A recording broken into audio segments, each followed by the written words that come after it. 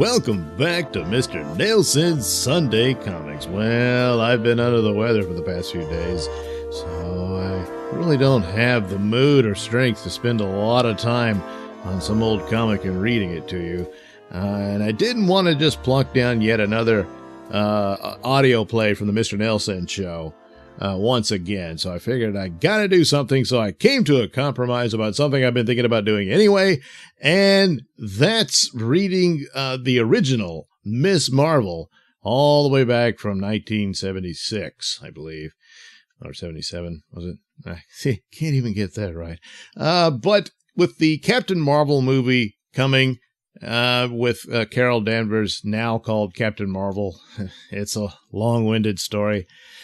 But Ms. Marvel made her debut back then as the fully realized superheroine Ms. Marvel in her own series back in #1. And oh, well, here we go. Fabulous first issue. At last, a bold new superheroine in the senses-stunning tradition of Spider-Man. Gee, what do they mean by that? Well, it seems Carol Danvers will be working at the Daily Bugle, and so she'll have the cast of Spider-Man. And there you have, there's Mary Jane Watson, J. Jonah Jameson, of course, and Peter Parker, who only appears in 2 panels.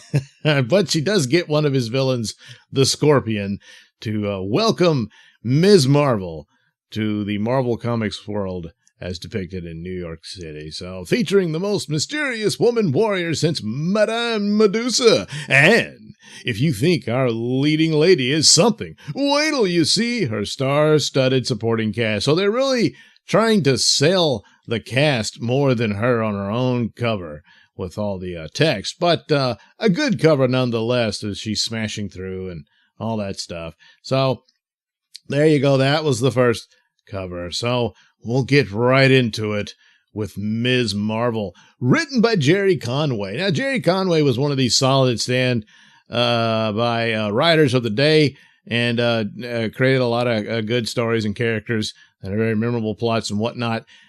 Lately, it's not a lot of fond thoughts about the guy and his comments about soldiers and police officers, but well, what are you going to do?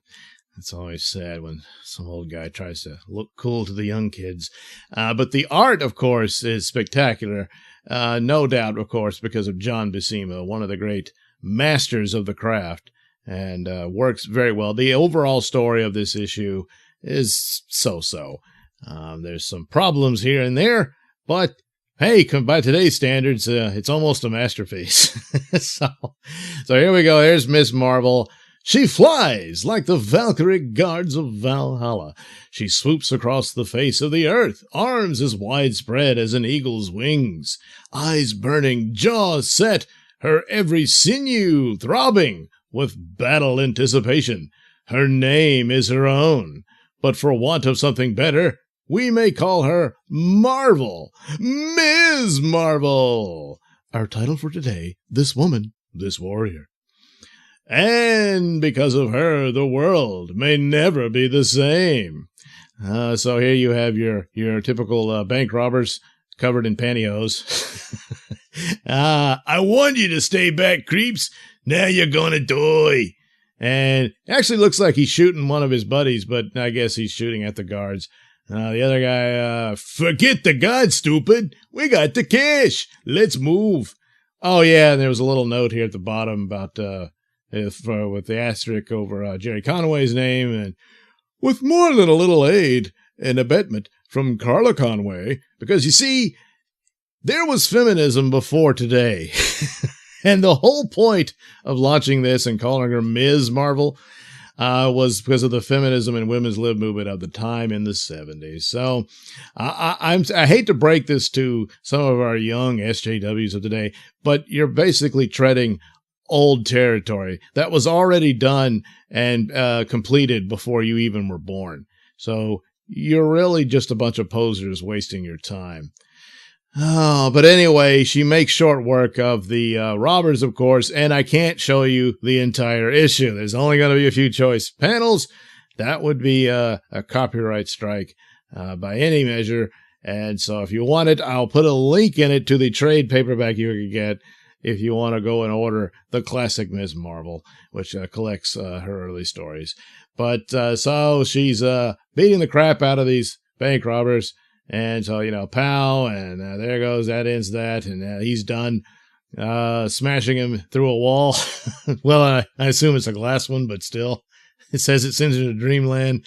I don't think so. He's probably dead, but good riddance, So then you had the crowd's reaction to this, and so, I've seen tough, but that little lady makes Linda Carter look like olive oil.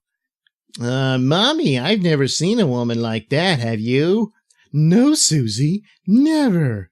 Wow, when I grow up, I want to be just like her. Yes, this was also done way back in the 70s. You keep seeing this scene around, like, it's all about making little girls feel powerful and stuff and all that. And, yeah, it's nothing new. You're not breaking ground or anything like that. So, so then we introduced Spider-Man's arch villain, the Scorpion. So, turns out he was behind the whole robbery, and he just used those idiots to throw off the police. And of course, Ms. Marvel, while he sneaks in and makes off with the loot. And so there you go. He's done it. So he takes off. He made good with his plan. The police arrive. They want to talk to Ms. Marvel, but she doesn't want to talk to them. So, like all superheroes, she just flies away. But when I'm talking about the artwork of John Buscema, it's just absolutely fantastic. Well, it doesn't show up in the old printing, but still, when you see some of the bad lack of quality today and just no attention to details and whatnot, and here he is, just flawless with his abilities here. And this is a great, almost like a poster scene here where she's standing there, all superhero-y looking, amongst the done-in crooks who should have known better but didn't. So it sets up the thing where all the public doesn't exactly accept this as, it must be a publicity stunt. And she's like, a publicity stunt? Are people really that cynical? Yes, Ms. Marvel, and oddly enough, it's, again, nothing new. So off she goes, and then we cut to a scene where J. Jonah Jameson is watching footage of this new superheroine, they haven't called her Ms. Marvel just yet, but they'll get to it. And so he's starting a new magazine for women, and he's hiring Carol Danvers. Well, what's Carol Danvers? You see, apparently she was making a career change and deciding to be a writer at the time.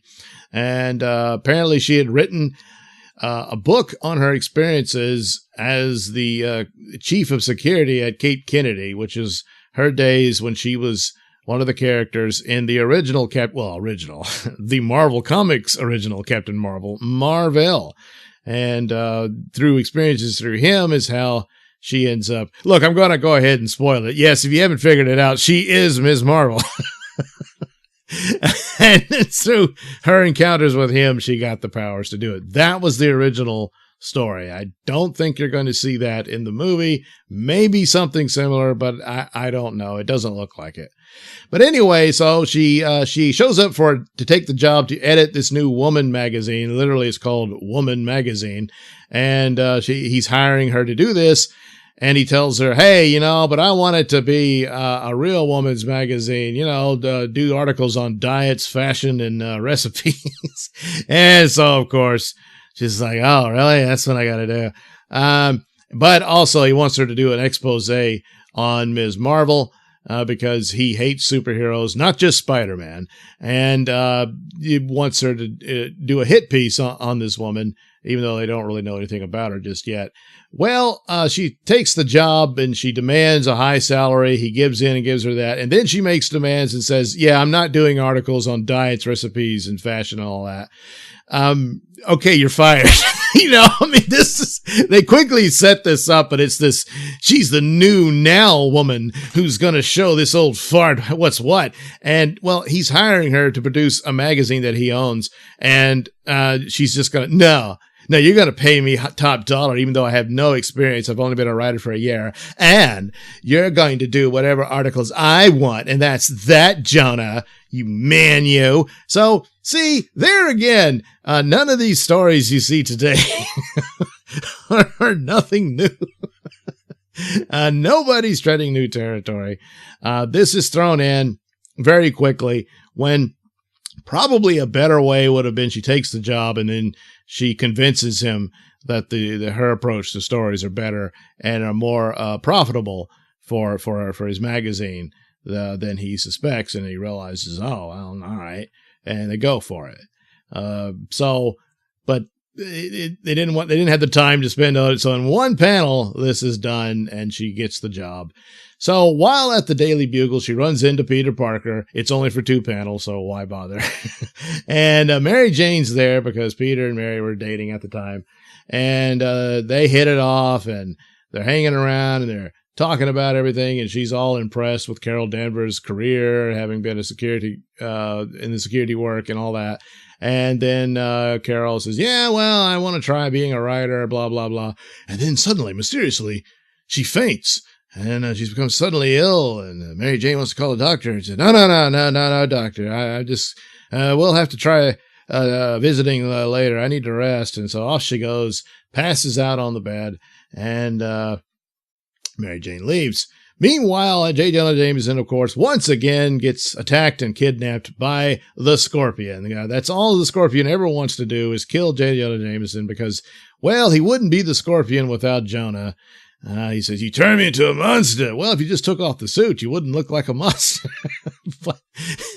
but the powers and stuff, whatever. He hates J. Jonah Jameson. So he kidnaps him. Earlier in the series, with parts I didn't show as well, was that the reason Scorpion robbed the bank was that he needed the money in order to pay this mad scientist for his secret lair that he had used to develop weapons and whatnot for different supervillains and I think Hydra and that sort of thing.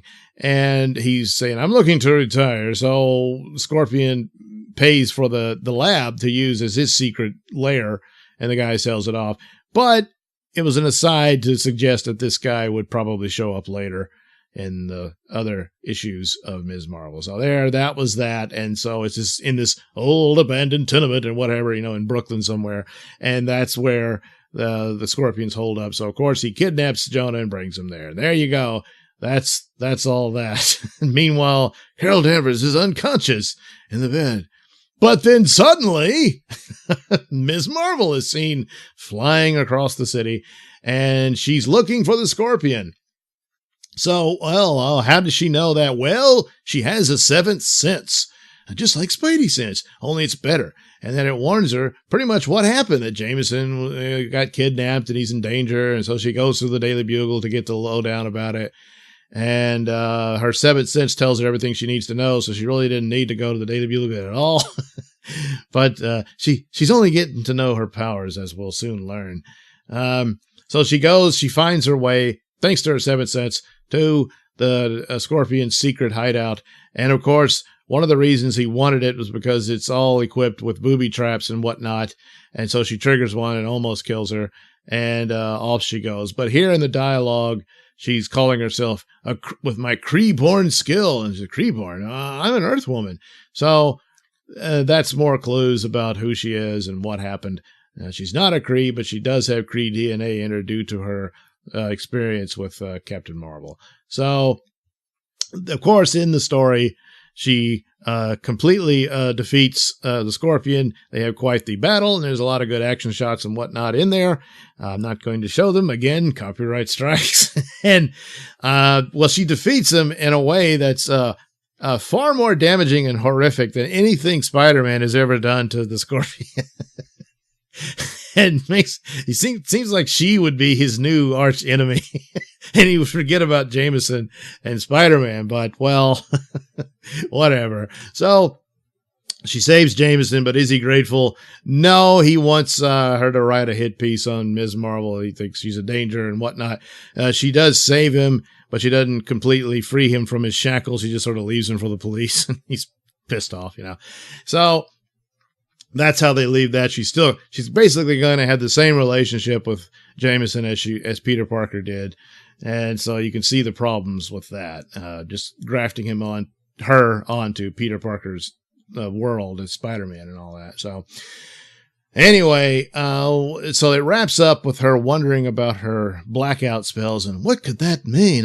Well, of course, she blacks out and becomes Ms. Marvel and then doesn't know that she's Ms. Marvel. So this was the original outset of the story was that she had a dual personality, and that's how they were playing this. And then after a while they drop it.